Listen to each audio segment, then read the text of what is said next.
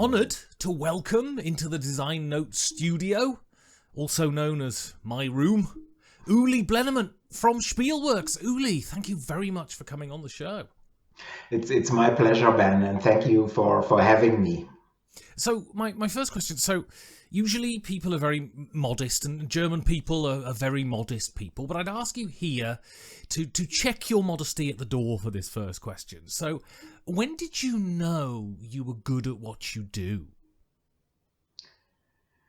Very good introductory question here, because I have to think. So I have to say this comes in waves. So sometimes I'm thinking I'm very good, but then there are periods where I think it's I'm horrible at what I'm doing. So and yeah, well, I noticed already in the mid-90s that I can develop games. So I noticed that I can improve them and that I have a pretty good grasp on what others might think is a good game. But sometimes, especially in recent times, seeing some other Euro designs, I think I'm pretty horrible, because so many of these games I would develop them in a completely different way. So maybe it is this niche where I'm pretty good at, and in the larger field I'm simply not good. So I've noticed in the 10 years I've been into gaming, and especially if you go back and you look at sort of Euro games from the 90s and the 2000s, the goals seemed to be efficiency at all costs, getting the most from the least. Whereas if you look at sort of modern Euro games, so many of them are just, I mean, it seems to me that you get as many mechanisms as possible, throw them in a box and hope they work. I mean, how do you feel about the way these Euro games have evolved over the last 10 years? Yeah, I must say that so first, I do not know that many modern games, because I have no time here, and sometimes I get them. Now I have this, what is the English title, Ark Nova here. A friend gave it to me because I would like to check it out, and this is an extremely popular Euro game. But a lot of these Euro games that I'm playing, I don't like at all. And first, they are normally very well done, very well produced, very good rules. So everything seems to be in place. But then I think they feel sometimes like a sandbox, but they aren't a sandbox game. And because you can basically do a lot of things, a lot of different things, and still everything feels okay-ish. There are no large improvements. And don't get me wrong, just scripted games where you just have one path to success are not good either. But this I do not like at all. And in my opinion, video games have some influence in this regard, because in a lot of video games, you get a reward every other minute. Basically, somebody is patting you on your shoulder. Even if you are if you are very bad in the current game, you get improvements, of course, to keep you in the game, so that you are playing for a longer time. But in a Euro game, I don't think this is a good way to do it. But of course, the majority disagrees. In my opinion, the zeitgeist is really that you throw in, as you said, as much as possible into a box. And let me give a brief, Cryo from Z-Man. This is a game that is very contrarian to this. So this has a tight focus, but you see, and great mechanics, great production value too, but you see it's not that popular. And I think 15 years ago it would be an Überhit. It would be, but these days, Cryo, I've played it, I like it, but let's move on. So, you know, you've been a publisher now for quite a while. How did you get into the game of publishing? And sort of how have you managed to survive as long as you have? Another very good question. So first, I started publishing because I didn't know what to do. So in my when my university studies were almost finished, I needed a job. So and I, as a historian, I didn't know what to do. So I said, well, and young people are like that. Let's simply start a game company. Can't be that difficult. Yeah, well, and so I became by accident basically a publisher. And later, when I worked in the afterwards, I worked for different game companies, and then I started Spielworks in 2010. And first, it was my wish to again work on the games that I like, but second, I know that editors, developers of games in a game company do not earn a lot of money. It's hard work for very little money. It's not that I'm here a rich person and everything is great. You can't get rich with such a tiny company, but still it allows me way more freedom for somewhat better pay. So it's interesting because I consider Spielworks to be kind of one of the most sort of resolutely indie publishers in the business. You've had games that have been big successes. I think of Le Granja, for instance. And yet you have a very sort of strict business model that you've stuck to since the beginning, and you haven't changed it. When you see lots of companies very quickly within a year having a staff of 15 people and bringing out lots and lots of different games, you have a very sort of strict business practice. Firstly, can you explain what that business practice is? And secondly, why you've decided that you don't wish to get bigger than you are? Yeah, Ben, you are always having great questions here. So, yeah, my business model, this is so first, it's not that strict anymore. So I I moved to crowdfunding recently last year, but it was still 1,000 copies, which I did in total. This year, there may be I think I have one or two games this year that may do more than 1,000 copies in total. But the main reason is, or the main reasons are, first, I think I'm not good with too much. Well, I don't like that I have to take care, and I mean take care of too many people. So this is not something that I'm looking forward. I wouldn't form a company and then have five employees. If I have this burden of paying a paycheck to these people, to these five people monthly, I couldn't sleep well. So, and this is most important to me. So I'm not a, some people who are doers and then let's this. So look at leader games. They started very small, and I think Patrick is very smart that he uses the right people for the right departments. I can't do this. The responsibility would be way too high for me. It would be too much. And the second reason is I've experienced how the distribution model works, and it is not my model. If I get just 30, 40, maybe if I'm lucky, 50 cent out of a euro, this is not my model. And if I'm getting these 50 cents maybe 2 years after the release of the game, this would really make me crazy. And I think that the distribution model won't get better in the future. It will get even worse. So these are the two main reasons.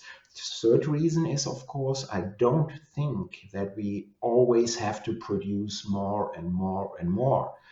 Ben, you are living in Berlin, and you know if you enter a gaming store, or let's say some larger ones, in October, November, December, you see all these discounted games over there because companies are producing too many, too much of them, and you can get them for a very cheap amount. And I would like to see that the price is not dropping at all, or not dropping fast at least. But it's very difficult to do this, because from the left, from the right, people want something from you. They again, can I do this? Can I do this? And it's very difficult to stay on course. So what happens? So it happened with Le Granja. What happens if, you have a game that's popular, that the demand is many more than 1,000 copies? What happens then? Yeah, in an ideal world, companies are from all over the world are approaching me and asking for a license, for a licensed edition.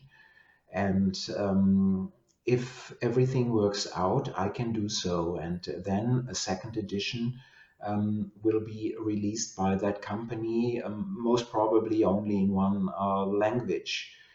But it's not that easy anymore, because compared to La Granja, is I think from 2014, I may be wrong, we are now having way more games out there. So, and of course, a licensee, um, if he's smart, if they are smart, they will see which games are popular. So it's cherry picking. And my games are not necessarily the ones in the mainstream, as we said before. So licensing is these days harder than before. And some companies are saying, well, this game has already 1,000 buyers. So we are not interested, even if 1,000 copies worldwide really means nothing. But yeah. And can you, I mean, I see you now sat in your mansion in West Germany, and, I'm sure that if we could see your hands, they'd be covered in gold rings. I mean, are you able to have a comfortable life from printing 1,000 copies of a game? For me, yes, definitely. What is a comfortable life, of course? So you have to see, I'm living in a rural area here. And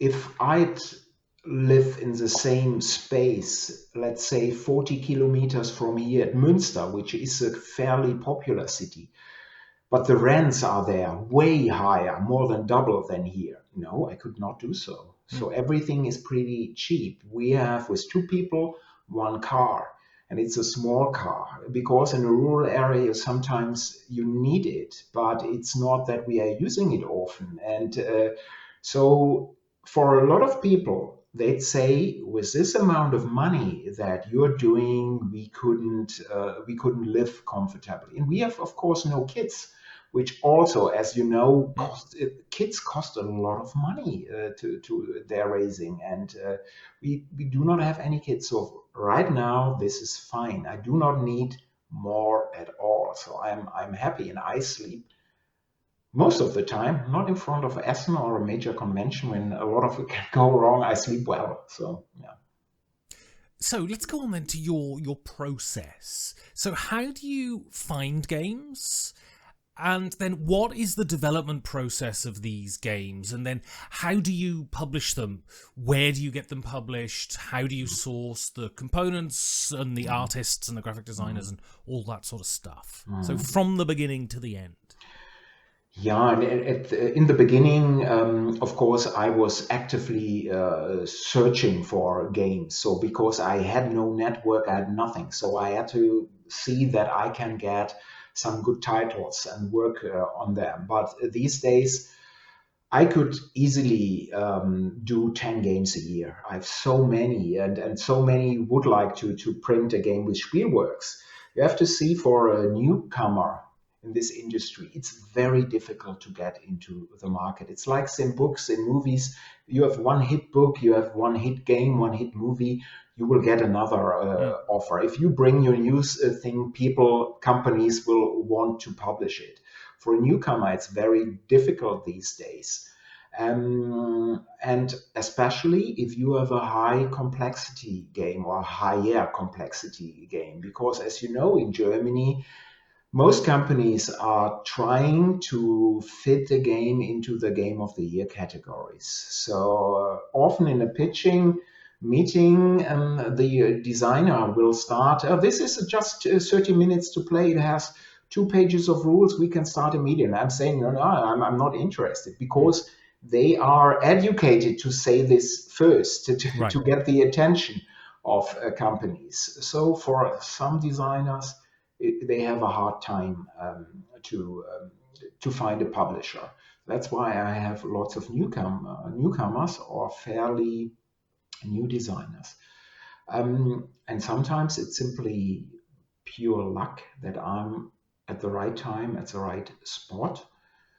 Sometimes it's friendship with some people, so they bring me game designs, although they could have the game published at a different publisher. And yeah, the process is I first evaluate the game alone here. So I want to see what the systems are. What really is it about? Is it fitting for Spielworks? Can it be a Spielworks title? Then I'm bringing this game to some testers to see more. If I select the game, so I'm responsible for selecting a game for Spielworks, but then I'm talking to Henning, who is mainly working for 2F Spiele, for Friedemann Friese, who is also local, so half an hour from here. And he's an editor and a developer, so he's then in the process. Harald Lieske is at Münster, so is also fairly local, and he's a graphic designer. So we then, in non-pandemic times at least, we get together on one table and think how we can make this game happen and be a successful Spielworks title. This may take half a year, it may take 3 or 4 years, because I thought this game is fine. And then you see, maybe not. So this isn't working, this isn't working. I had Sense of Time, which is a wonderful design a couple of years ago. And I think I had it for 4 years because the game was way too big for Spielworks. And it didn't scale well it's for 2 to 6 players. And yeah, so sometimes your best plans are really not good plans, and so you have to adjust. But this is the process. Printers, manufacturers, I prefer to print in Europe. So normally I print in the Czech Republic. But the pandemic has shown to all of us in all regards how difficult it is to get raw materials. So the prices of wood and paper have increased drastically. On top of that, the bar for what customers accept in their games is constantly being raised. So a lot of customers these days do not want wooden pieces, they want plastic miniatures. If they want wood, they want it with screen print. So, and European companies can't do this. For plastic, you have to go to China. For screen printing on wooden pieces, you have to go to China. So I have to go to China myself, because people aren't accepting this these days anymore. Is this a good decision? No, it is not. But it is our responsibility in so many ways. My clothing, probably if I would check everything, probably everything is coming from Asia, at least, if not from China, but from a different country. And it is very difficult to change this, because in the end, I have to live. And if I'm too costly, if my games do not look that good anymore, people won't buy. And so what do you think has brought about this demand for greater componentry in games? Yeah, there are lots of new peoples are entering our hobby, our industry in the last 5 or 6 years. and they are used to video games, to other things that look really well. So 10 years, 20 years ago. So you know this term cube pusher. Mm. And this is, in my mind, if I see a game, and if the topic, the theme is very well integrated, I do not see a brown cube that is sometimes grain, sometimes stone, sometimes another resource. I see that resource on the gaming table. Mm. So in my mind, it's there. Immersion is there. But for some new people, they say, oh, it's a cube. We want a real wooden piece that looks like a stone or looks like a brick and it's in red. And they demand this, and you can't get back to it. Maybe you can. Maybe I should try harder, but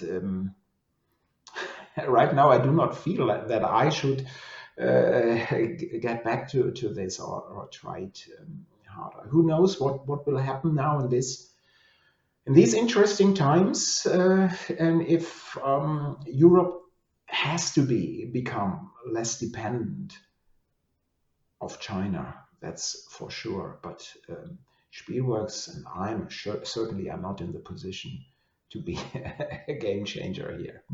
So, you know, we hear a lot of discussions about the golden age of gaming, and we see that gaming has expanded hugely. And, you know, from our point of view, living in Germany, we've seen how many more rooms in the Essen Convention Centre have been opened. I mean, not for the last couple of years, of course, but, you know, up until 2019, Essen was getting bigger and bigger, and more people were getting into games, and you see them in Hollywood movies, and, you know, famous people are coming out and saying they love playing games. Do you think there's a chance of the bubble of gaming bursting? Do you think it is a bubble, or do you think it's healthy growth? Another excellent question. I don't think it's a bubble. I think it will board gaming, tabletop gaming, whatever the term is, analog gaming will stay because it is a very in my opinion, I'm a gamer. I think it's a very good, or it's great spending of time with friends, at least in non-pandemic times. And it's a good way, so it will stay. Will the growth continue in the next couple of years at the same rate? I do not know. I simply do not know. And is it a healthy growth? I have the feeling that yes, the number of players is increasing, but the number of companies is even increasing in a greater way. So you see the cake is getting larger, but lots and lots of more people want to get their slice out of it. So, and there is a glut of games. And again, you see how many games are discounted heavily after a while. And 20 years ago, a game was fresh for 2 or 3 years, and now it's almost like in video games. It's not 6 weeks maybe, but sometimes it's 3 months or 5 months, unless you have one of these so-called classic games. But otherwise, this is old game. Done, and let's try to discount it and then get rid of it. But maybe it's our modern world. It's move on to always new stuff. Move on, and we see it in other parts or other hobbies as well. Let's move on, do something new. So let's talk about what Spielworks has coming in the future. So I've recently worked with you on a project, and you talk about, you know, dealing with first-time designers a lot. Well, your latest project is a new up-and-coming designer from Germany who some people may have heard of, but probably not. So what is the latest project from Spielworks, and what do you have coming out for the rest of the year? Yeah, it's this. Some may have heard of him. It's Uwe Rosenberg. He's doing a game. It's called Oranienburger Kanal, which is canal building, infrastructure building in the eastern part of Germany, in Brandenburg, in this area in the 19th century when they developed these canals. Fortunately, there isn't that much industry in Brandenburg these days as we built in the game. So that would be really pretty horrible. But it's a 1 or 2 player game, and as in almost all Uwe games, mechanically this game is really, really strong. I'm very glad that Uwe is publishing this game with me. So And so how did you get to publish the game with Uwe? Yeah, that was interesting because I know Uwe for at least 15 years, but I was under the impression that Uwe is working mainly for Lookout games. Agricola, they published Agricola, various editions, a lot of his other games. Then he moved to Feuerland and to some small startups. And I always thought my business model is way too small for Uwe. So I never asked him, even when we met at a convention, Uwe, do you have something for me? I never considered this. So Uwe suddenly approached me and asked me, can I visit you? So that was before the pandemic, even in 2019. He's living in Eastern Westphalia, so not too far from me. So he visited me, showed me a prototype, and asked me if this could be something for Spielworks. And it was a 1 to 4 player game at that time. And I saw why the company who originally was interesting would not do the game, because the downtime is AP problem is way too high in a 3 or 4 player game. So I asked Uwe, can we do this as a 1 or 2 player game? And he pretty quickly said, yes, let's try this. And so this was pure luck. I would never have approached Uwe, not because I do not respect him. I respect him greatly. He's a wonderful designer. But I thought, no, Spielworks way too small for your designs. So I've got 2 more questions then. So first one is you're at a convention and it's the evening and you go to the pub to get some food and you go to the loo and you come back and you walk past a table of gamers and you hear Spielworks mentioned and you hear your name mentioned. So you sidle into a corner and you eavesdrop on their conversation. What do you hope they're saying about you? I hope that they say, well, this game experience was really special. That was different from a lot of other games that we've played. And that would be, and also in a lot of my games, wow, the theme, the topic was really greatly integrated into gameplay. So I had a feeling that the immersion is there. That's what I would probably hope. That would make me proud. Yeah. So my last question is then, why is gaming good? Gaming is good on many levels. I think for me at least, it's a social experience. I rather play a not so good game with great people and have a great time than a great game with people which aren't, in my opinion, aren't that great.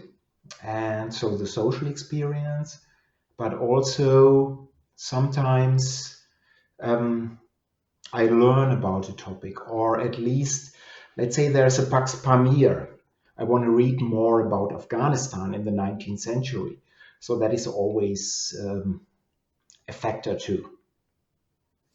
Excellent. So if people want to get hold of you, they want to know what Spielworks are up to, they for some reason wish to know about obscure West German ice hockey teams, how can they go about doing that? Yeah, they can follow me on Twitter. So I'm pretty active on Twitter. They should look for Spielworks, or they can drop me a mail at uli@spielworks.de. And yeah, and and of course I'm having a website as well, which is Spielworks. They should find this too. Brilliant. Well, Uli Blennemann, thank you very much. I thank you, Ben. These were great questions. Thanks a lot.